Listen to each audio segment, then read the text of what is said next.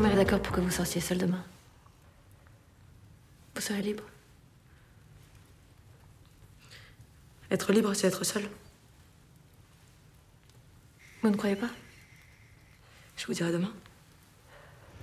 Portrait de la jeune fille en feu, en compétition pour la Palme d'Or au Festival de Cannes. On a les marches tout à fait à côté. Bonjour Céline Sciamma, réalisatrice, Adèle Haenel, actrice. Bonjour. Et puis Noémie Merlan, qui est dans ce film incandescent, romantique, qui nous amène au XVIIIe siècle avec un portrait de femme. Céline Sciamma, c'est un cinéma qui nous plonge dans un univers inattendu. Inattendu? Oui.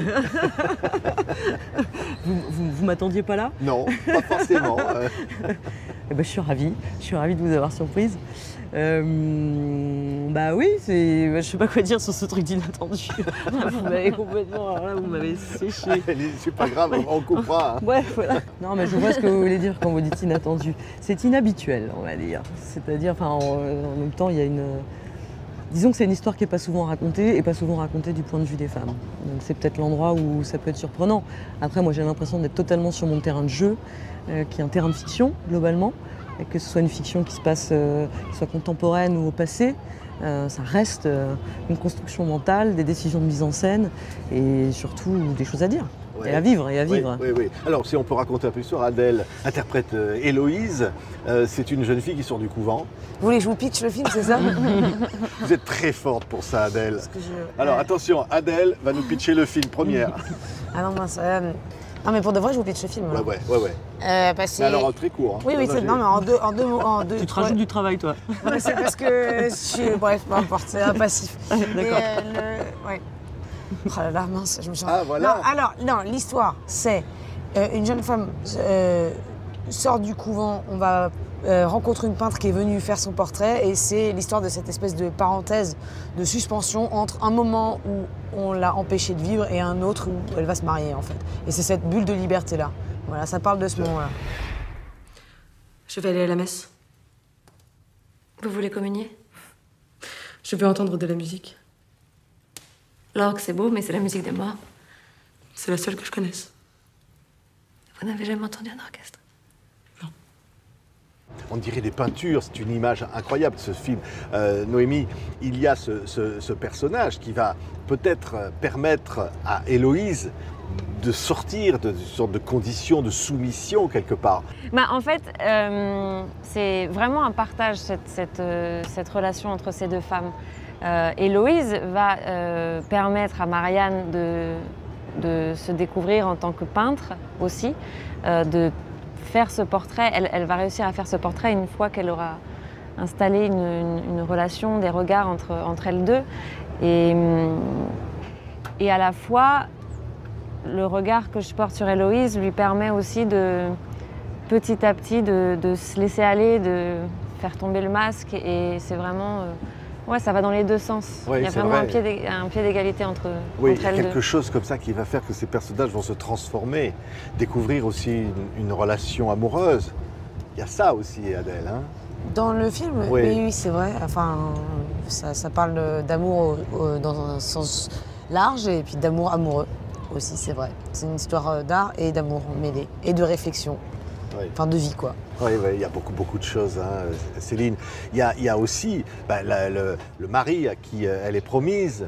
Il faut lui offrir ce portrait. C'est pour ça que le portrait libère les esprits, mais le portrait les condamne. Hein. Elle collabore à ce qui les séparera, éventuellement, puisque le portrait est destiné à marier Héloïse. Donc c'est toute la tension, parce que le film, il n'est pas théorique. J'ai essayé de construire un récit avec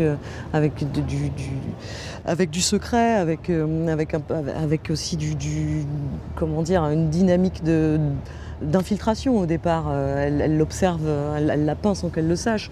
Et donc, c'est cette double dynamique-là, en réalité.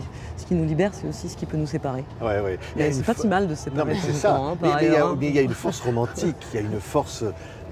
On l'a dit à travers les images, finalement aussi c'est un hommage à l'art, c'est un hommage à la peinture, parce que on se fabrique, on fait l'esquisse des personnages, les personnages se transforment, il y a ça. C'est un hommage aussi à l'art dans nos vies. Le fait de situer le film à ce moment-là, un endroit où l'art il n'est pas aussi disponible que dans nos vies aujourd'hui, où on peut écouter de la musique quand on veut, dans le téléphone. Là, un livre, c'est précieux, c'est rare. Écouter de la musique, entendre de la musique, il faut aller la chercher là où elle est. Et j'avais envie de plonger le spectateur dans ce même état de frustration amoureuse et puis frustration par rapport à l'art qui nous aide à vivre et parfois aussi nous console de ce qu'on a vécu. Ce que dit Céline, vous l'avez ressenti dans le film, c'est ça qui vous a donné envie de faire ce film, d'être dans ce film? Ce qui m'a donné envie de faire ce film, c'est aussi c'est beaucoup cette histoire de désir qui est liée à l'art, liée au fait de montrer aussi l'intimité de ces femmes qui sont promises à un destin, qui sont souvent enfermées dans des règles et en fait on